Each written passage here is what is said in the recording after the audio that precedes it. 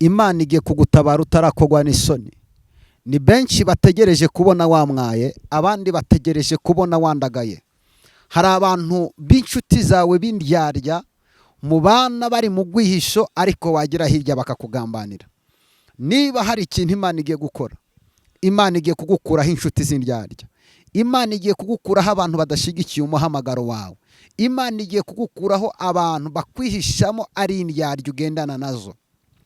Ndagira nkubwire ngo hari abantu benshi bategereje kubona wakozwe n'isoni. Abandi bategereje kubona wandagaye. Abandi bategereje kubona waguye muri ico kibazo kikakwandagaza.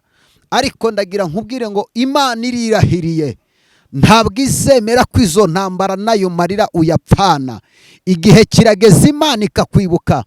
Warakabakabye biranga, urashakisha biranga, abantu barakuvuga, baguhimba ikinyoma, baguhimba inkuru. N'uyu mwanya tuvugana urimo uranyura mu buzima bugushaririye budafite icyerekezo. Umva nkubwire amakuru meza Imana impaye ngo nkubwire. Imana yanze agasuzuguro k'abanyamahanga ku buzima bwawe. Imana igiye kugutabara utarandagara. Imana igiye kugutabara utarakogwa n'isoni. Mwene data unteze amatwi, Satani yaguteje intambara n'ibigeragezo kuva mu bwana bwawe kugeza uyu munsi. Wahuye na byinshi bikurusha, wanyuze mu buzima bushaririye budafite formule y'ubuzima. Uyu munsi tuvugana, inzira zawe zose wakuragamo amafaranga Satani yamaze kuziboroka. Urimo urareba iburyo n'ibumoso ukabura icyerekezo.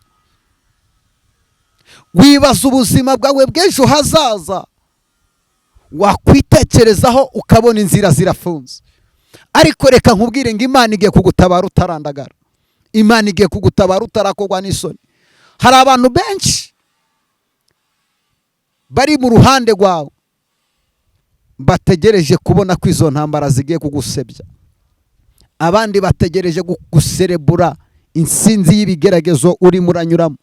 Ariko reka nkubwire, Zaburi 105 umurongo wa 19 biravuga ngo kugeza isezerano ry'Uwiteka ryasohoreye. Isezerano rye ryaramugeragezaga. Nugire ngo hari ikindi kirimo kirakugerageza, ni isezerano ry'Imana riri kuri wowe.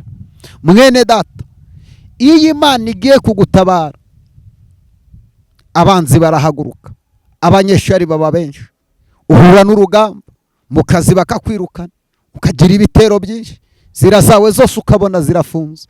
Areka reka nkubwire, Imana igiye gukoza isoni abaguhagurukiye. Imana igiye kumwaza abategereje kuramwara. Abategereje kugukwena baborosheje amenyo yabo arimo arayaga kugira ngo baguseke baguhugwa amenyo. Reka nkubwire, ntabwo bazabona amarira yawe, ntabwo bazabona umubabaro wawe. Imana yanze agasuzuguro k'abapagani ku buzima bwawe. Birirwa bagutuka ngo iyo Mana usenga guhera kwa mbere kugeza ku cyumweru yakumariye iki? Kandi koko nawe iyo witekerejeho ubona Imana yarakwibagiwe.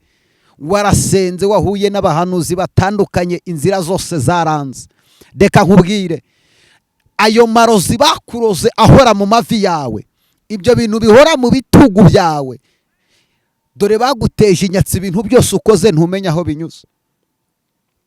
Uhora ugwaragurika amanywa na nijoro, uhorana agahinda kadashira utazi aho gaturuka.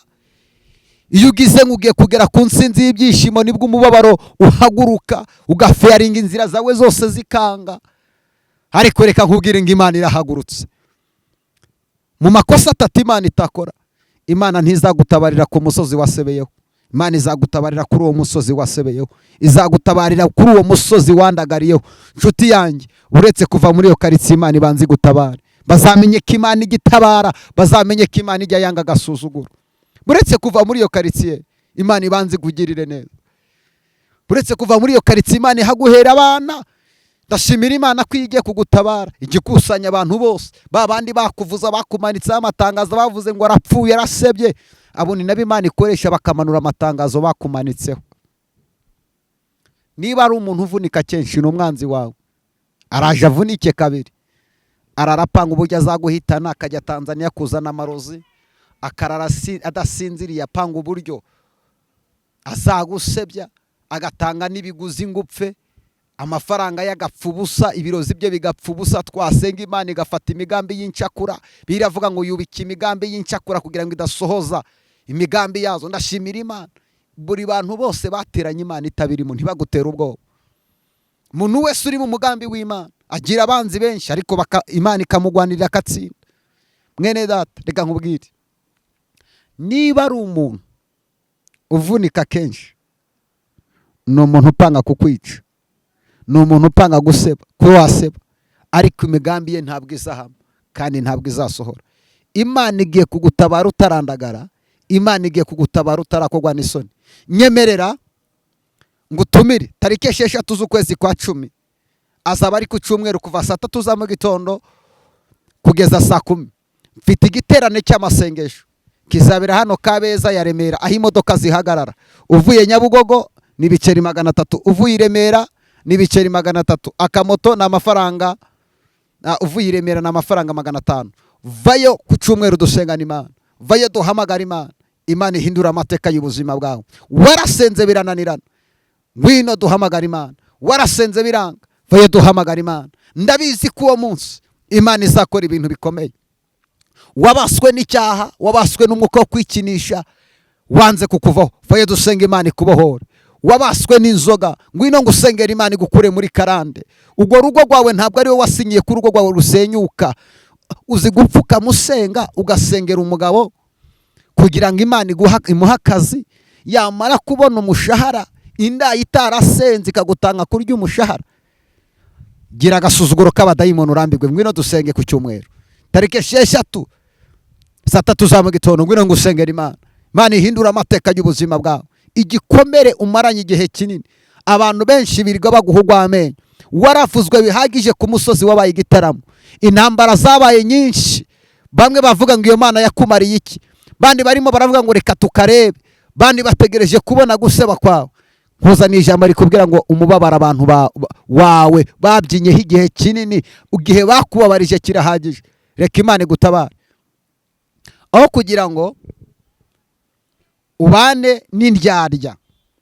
Ikuryarya ubizi neza, wabana n'abanzi 100 batagira ico bagutwaye, bavuye mu gwihisha ukamenya ko ari abanzi bawe, wamenya nuko bakontorora. Imana igukureho inshuti z'indyarya kuva uyu munsi. Bantu bose badafite ico bafuze mu buzima bwawe, Imana ibakwirukanire. Mwene data, ujye ubyuka rimwe na rimwe iyo telefone yawe yuzuye muri groupe, ukagira abantu ugakoropa muri telefone yawe, ukagira ibintu ukuramo. Gira abantu ukoropa mu buzima bwawe batafite intego yaho bazakugeza.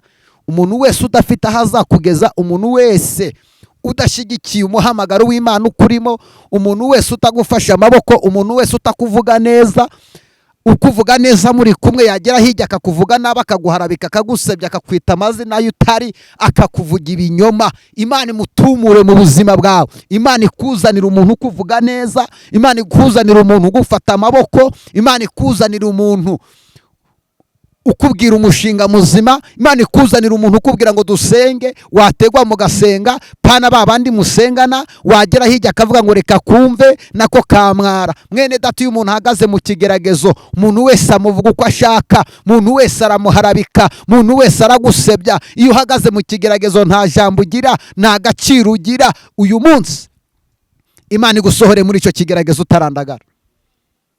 Umuntu yagaze mu kigeragezo, buri muntu wese amuhimba amazina ashaka bitewe na page iri kumuryohera kumuvuga. Hari abakuvuga bagucuritse, hari abakuvuga, umuntu wese akuvuga gucuritse, akuvuga inabi, nta muntu ukuvuga neza. Ariko ikintu nshimira Imana nuko Imana igiye kugusohora muri icyo kigeragezo. Abo bakwirengagije, abo bavuze ngo ntaho uzagera, nibo bazaza bavuge ngo yabaragusengeye. Ihangane uzabahe ku bisubizo, bamenye ko udafite ubugugu. Dore ni benshi bategereje kumwara kwawe, bandi bategereje kubona wandagaye, ariko ntibazabibona. Imana igufiteho umugambi. Ibitarakwishe rya joro, uyu munsi ubibwire ngo ntacyo muzantwara. Ibitarakwikiye kwiseta, ibitarakwikiye mu kabari ukiri umupagani, ibitarakwishe ugikora ibyangwa n'amaso y'Imana, uyu munsi ubibwire ngo ntacyo muzantwara. Imana iracyagufiteho umugambi, Imana iracyagufiteho amaboko. Imana impamvu yakujije muri icyo kigerageza ikakigutinzamo, yari iri kugira ngo ikwereke ba bandi bakubwira ngo bari kumwe nawe baragushigikiye ko ari indyarya. kuva umaze kuzivumbura Imana igiye kugutabara. Wari ubishingikirije niyo mpamvu Imana yakuretse, wari ubiringiye niyo mpamvu Imana itagize icyo ibikoraho.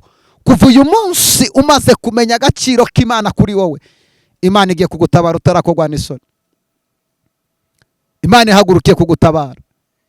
Imana igiye gukoza isoni buri muntu wese wagukojeje isoni, buri muntu wese wakuvuze nabi. Bibiliya iravuga ngo ni Imana ihora abana gukiranirwa kwa ba se na ba nyina. Imana ihora ihoza. Imana yafashe Farawo ikamuribatira mu nyanja. Ndagira nkubwire ngo umwanzi wawe natakwitondera, Imana ifite aho izamutsinda.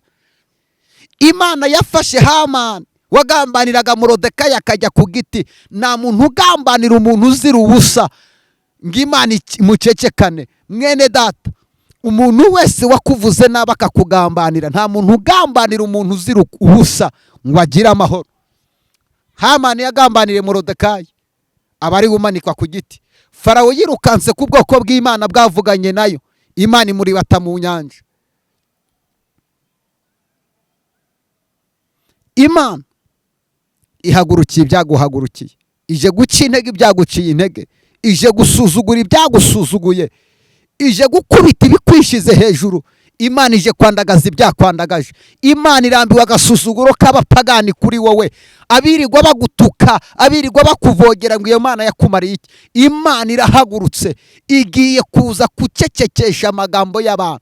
Imana igiye kuza kugusubiza uwaguhagurukiye ngo akugwanye. Imana igiye kumwicaza kandi izamwicaza munsi yawe. Imana igiye kukuzamura kugira ngo bazamenye ko ariyo yavuganye nawe. Warasenze babona Imana itagushubije bakuvuga uko bashaka. Wararize babona Imana itagutabaye bati awo nawe wakumva. Imana irahagurutse kugira ngo igutatu. Z'ukwezi kwa 10 azaba ari ku cyumweru saa 3. Ngwino dusengane hano Kabeza ya Remera. Nimero yanjye ya telefone iraho ngahiza kuyobora, ndashiraho ni ya protocol. Vayo dusengane Imana. Azaba ari igiterane cyo gusenga. Ibyo bintu bikujya muri ayo mavi n'ayo maguru n'uwo mugongo n'uwo mutwe udakira, vayo dusenga Imana ibigukura imbere. Iyo nyatsi yaguteye urakora ntacu ugeraho. Iyo ugeze ku kazi ntukamaraho kabiri. Iyo ubonye amafaranga ntumenya hanyuze. Ngwino ngusengera Imana. Abahanuzi b'Imana baracyahari. Umwami witwa Sanekalebu yagwanyije Hezekiya. Ezekiel afata icyemezo ajya kureba umuhanuzi Yesaya. Mwene data, niba utemera abahanuzi ufite ikibazo. Hari abantu Imana yahagurukije bavugana nayo. Ngwino dusenga n'Imana igukura agasuzuguro k'abadayimoni. Uwo mudayimoni w'inyatsi, abo bana bakunaniye, urugo rwawe rugiye gusenyuka, nirwo ruhuramo intambara, warasenze nta kutabigenje. Vayo dusenga n'Imana igukure muri uwo mwambaro w'igisuzuguriro. Imana iguha umugisha. Shalom. Turi kumwe naho uwo munsi. Imana ibaha umugisha.